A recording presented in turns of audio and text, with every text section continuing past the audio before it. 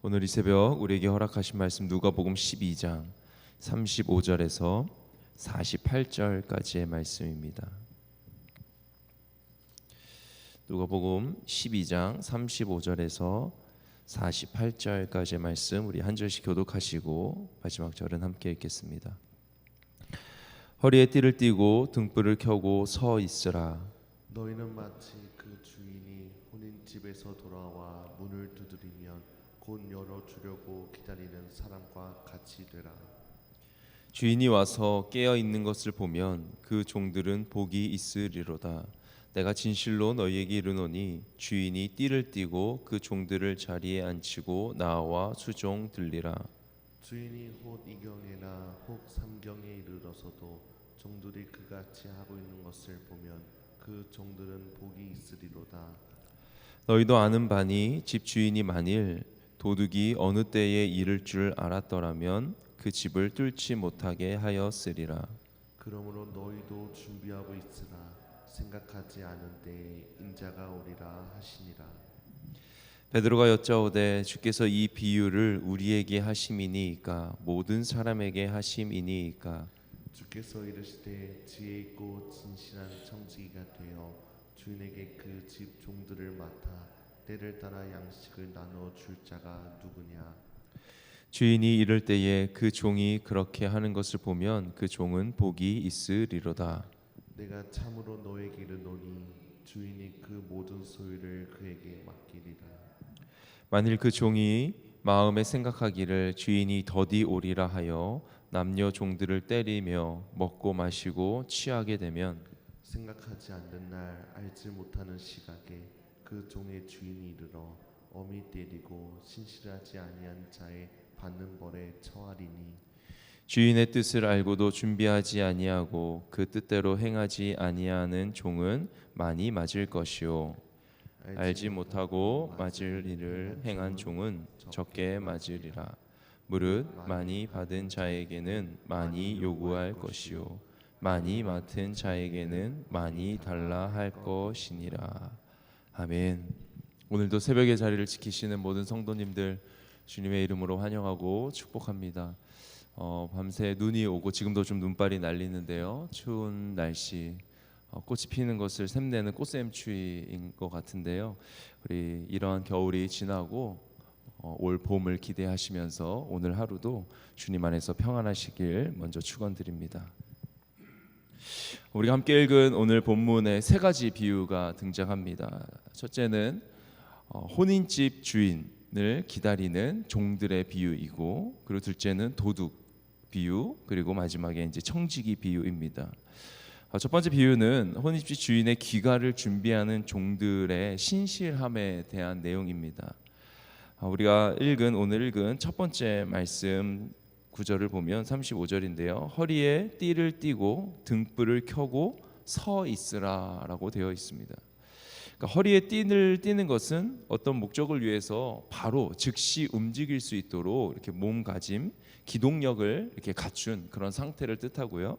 그리고 등불은 이제 밤을 지낼 때 알 수 없는 때 불을 끄지 않고 계속해서 켜놓고서는 그 언제인지 모르지만 알 수 없는 때를 기다릴 때 필요한 도구입니다. 종들은 주인을 맞이하기 위해서 기다려야 하는데요. 밤중 어느 때에 올지 알 수 없는 그러한 주인을 단단히 준비하고 있어야 그 주인이 왔을 때 즉시 그 주인을 맞이할 수 있습니다. 유대인 사회에서 결혼 잔치는 대개 깊은 밤중에 끝났다고 합니다. 따라서 결혼 잔치에 참석한 주인은 밤이 깊어서야 집에 오곤 했습니다. 오늘날처럼 통신이 발달하면 나 언제 간다라고 연락할 수 있겠지만 당시는 언제 간다고 알릴 수 없었기 때문에 주인이 와서 문을 두드릴 때 곧 열어주는 것, 그것이 종들의 역할이었고 종들의 사명이었습니다. 이 사명을 완수하는 것은 종들에게 아주 큰 명예이자 복입니다. 그런데 그렇게 주인을 맞이한 자들에게 주인이 하는 태도, 주인이 하는 행동이 좀 충격적입니다. 그러니까 주인이 무언가를 하기 위해서 주인이 띠를 두릅니다. 그리고 자신을 잘 맞이해 준 종들을 자리에 앉히고 종들 사이를 지나다니면서 그들에게 뭔가를 해주는 수종을 드는 이야기로 그 첫 번째 비유가 이어집니다. 즉 현실에서 이런 일들이 일어날 수 있을까? 주인이 띠를 띠고 종들을 섬긴다. 그러나 오늘 비유에서 예수님은 주인이 종들을 위해 잔치를 마련하고 극진한 대접을 했다라고 말씀하십니다. 그러면서 38절 말씀을 한 번 더 보실까요? 38절 보면 주인이 혹 2경에나 혹 3경에 이르러서도 종들이 그같이 하고 있는 것을 보면 그 종들은 복이 있으리로다. 아멘. 여기 보면은 2경, 3경이라는 그러한 시간이 나오는데요. 당시 로마 군병들의 교대가 오후 6시부터 다음 날 6시까지 그 12시간을 3시간씩 나눠서 4경으로 이렇게 구분을 했었습니다. 그리고 또 다른 계산법이 있는데 그건 헬레니즘 시대의 유대식인데요. 4시간씩 나눠서 3시간이 아닌 4시간씩 나눠서 3경으로 그 시간을 구분했습니다. 누가복음에 쓰인 이 2경, 3경은 후자의 구분을 사용했다고 보는 학자들이 많다고 합니다. 따라서 2경은 22시에서 새벽 2시, 3경은 새벽 2시부터 6시. 그러니까 정말 늦은 밤이고 그리고 새벽을 맞이하는 그러한 때이죠. 이렇게 늦은 시간에 오는 주인을 맞이한다면 종을 향한 주인의 칭찬과 섬김은 더할 것이다. 복이 있다라고 말씀하십니다. 우리는 이렇게 주인이 마련한 잔치에서 극진한 대접, 이 대접과 칭찬을 받을 수 있는 것 바로 깨어 준비하고 살아갈 때입니다. 즉 주인의 귀가가 늦어지니 언제 올지 모르겠다 이러면서 안일하게 생각하고 게으름 속에서 또 세상에 취해 있으면 반드시 후회할 때가 있다라는 것을 우리가 잊지 말아야겠습니다.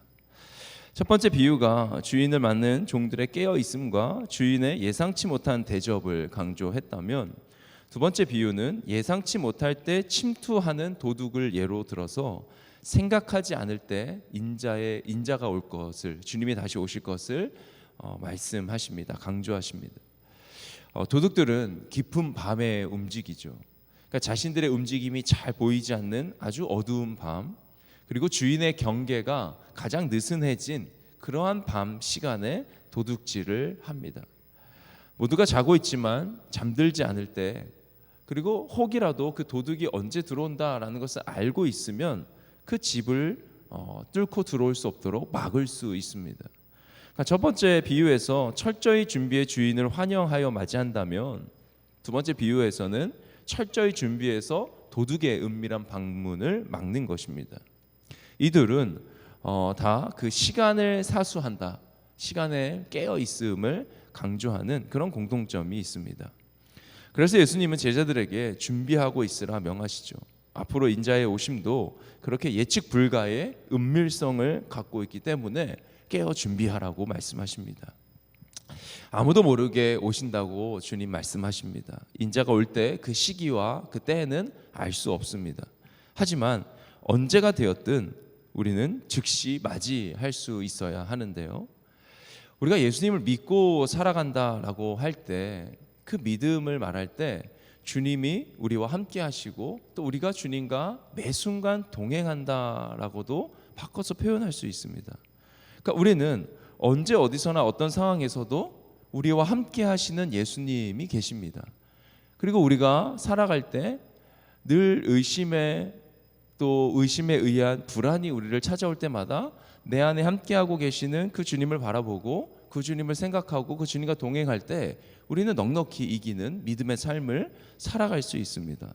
따라서 언제나 어디서나 어떤 상황에서도 우리와 함께 하시는 예수님, 그 주님과 동행하며 살아가면 주님이 다시 오시기 전에도, 주님이 언제 오실지 몰라도 우리는 늘 주님과 함께 살아가고 있는 거나 마찬가지입니다. 그렇기 때문에 이 때와 시기를 모른다고 두려워할 필요가 없죠. 왜? 늘 주님과 우리는 함께 살아가고 있기 때문입니다. 늘 깨어 있어야 함을 도둑 비유를 통해 말씀하셨습니다. 이것을 잊지 말고 제자의 신실함, 깨어 있음 잊지 말고 하루하루 살아가기를 간절히 소망합니다. 베드로는 이러한 비유를 듣고 예수님께 질문을 합니다. 주님이 방금 말씀하신 그 비유는 저희 제자들에게만 해당되는 것입니까? 아니면 모든 사람 대중들에게 해당되는 말씀입니까? 질문합니다. 그래서 예수님은 이러한 질문에 직접 답을 주시지 않고 또 다른 비유를 통해서 이해시키시는데요. 그게 마지막 청지기 비유입니다. 청지기는 주인이 허락한 그러한 재산을 맡아서 관리하는 그런 고용된 사람입니다. 그래서 청지기에게 가장 중요한 덕목은 지혜가 있어야 하고 그리고 진실한 성품이었습니다. 그러니까 지혜롭게 주인의 재산을 관리해야 했고 또 주인이 없을 때는 주인을 대신해서 주인의 역할을 하는, 종들을 관리하고 정확한 임금을 지불하는 그런 아주 진실된 성품이 있어야 했습니다. 주인은 종들의 수고를 잘 체크하고 또 그에 합당한 삭스를 주는 것, 그 몫을 주는 것이 주인에게 매우 중요한 역할입니다. 따라서 종들에게 양식을 베풀 때, 그들의 몫을, 월급을 줄 때, 일당을 줄 때 그 주인의 성품이 드러납니다. 이 주인이 악덕 고용주인지 아니면 그 종들의 입장에서 종들을 생각하는 그런 주인인지 알 수 있을 때는 아무리 평소에 말을 하고 평소에 잘한다 칭찬을 해주는 것보다 임금을 줘야 하는 그때에 어떻게 그 몫을 주느냐에 따라 달려 있는 것입니다. 자, 이러한 주인이 없을 때 청지기가 그 역할을 해야 합니다. 따라서 청지기는 종들의 수고를 헤아려야 하고 정확한 삭슬 임금을 지불해야 합니다. 그래야 종들은 생계를 유지할 수 있습니다. 자, 주인이 언제 올지 알 수 없는 그런 상황, 동일한 상황이죠. 따라서 신실한 청지기는 주인이 당장이라도 오실 것처럼 대비하면서 자신의 일을 해야 합니다. 그래서 마침 주인이 왔을 때 그 주인을 대신해서 신실하게 지혜롭게 임무를 수행한 청지기는 그에 따른 칭찬과 보상을 받을 것입니다. 하지만 반대로 주인의 마음을 헤아리지 않고 주인이 더디어 오겠지 언제 올지 안 올지도 모르겠다 이러면서 방심하며 자기가 주인 노릇을 하는 경우 진실함도 충성심도 지혜도 없는 그런 청지기의 모습을 보일 수도 있습니다.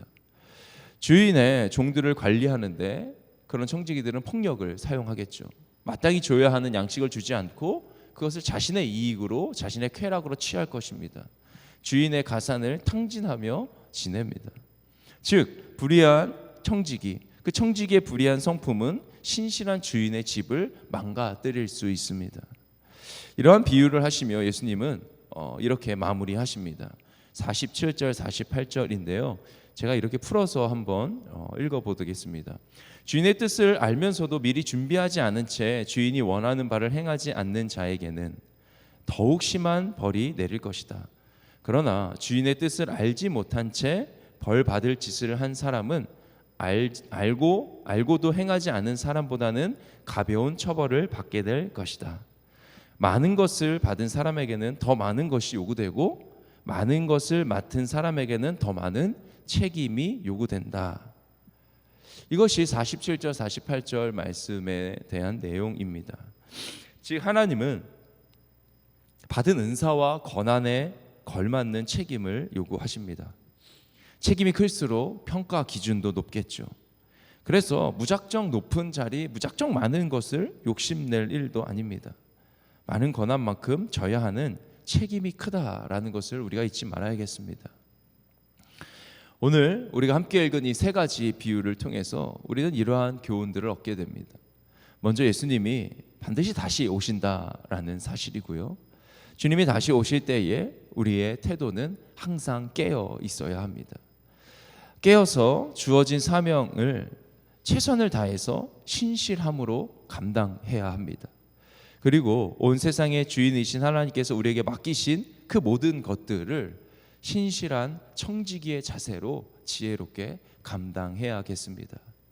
그래서 오늘 이 새벽 주께 기도하실 때 주님이 허락하신 청지기로서의 권한과 책임을 확인하시기 바랍니다.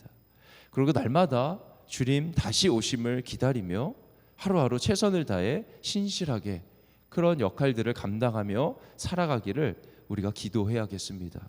그래서 우리 주님께 다른 누구보다도 우리 주님께 최고의 칭찬을 듣고 주님이 베풀어 주시는 그 잔치에 참여하는 그런 우리의 삶이 되기를 이 시간 간절히 기도하며 또 그 은혜를 누리는 우리 성도님들의 삶이 되시길 주님의 이름으로 축복합니다. 기도하겠습니다. 살아계신 주님, 허리에 띠를 띠고 등불을 켜고 서 있으라 말씀하십니다. 주님, 우리가 그렇게 깨어 있기를 간절히 원합니다. 주님이 이미 우리 안에서 우리와 늘 함께 하고 계십니다.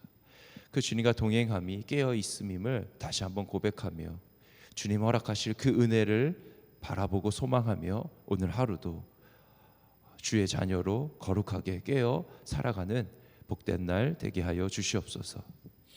하나님, 주께서 맡기신 이 지구의 창조 세계, 이 창조 세계의 청지기 역할을 우리가 감당해야 합니다.